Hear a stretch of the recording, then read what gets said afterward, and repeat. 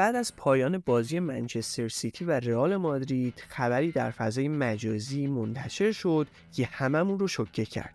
درگیری لفظی کوین دی بروینه با گواردیولا سرمربی تیم منچستر سیتی. در این ویدیو به بررسی کامل این حواشی میپردازیم. یکی از صحنه‌های عجیب بازی منچستر سیتی و رئال مادرید که با پیروزی 4-0 سیتیزن ها همراه بود، مربوط به لحظه‌ای که کوین دی بروینه و پپ گواردیولا وارد یه درگیری لفظی شدن. در این صحنه گواردیولا به کوین دی بروینه میگه که توپو پاس بده، اما کوین دی بروینه در حالی که بین بازیکن‌های رئال مادرید تحت فشار عصبانی میشه و از گواردیولا میخواد که دهنشو ببنده.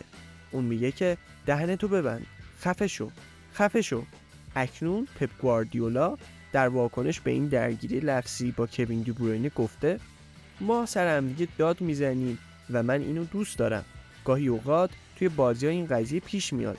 من این انرژی رو دوست دارم. این برای اولین بار نیست که اتفاق میفته.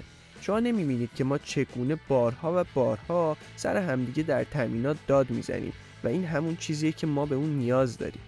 کوین دی بروینه بدون شک یکی از کلیدی ترین مهره‌های پپ گواردیولا توی منچستر سیتیه و گواردیولا بخش زیادی از موفقیت خودش در جمع سیتیزن ها رو مدیون درخشش‌های ستاره بلژیکیه و به نظر میرسه به همین دلیل نمیخواد که رابطش با اون خراب بشه.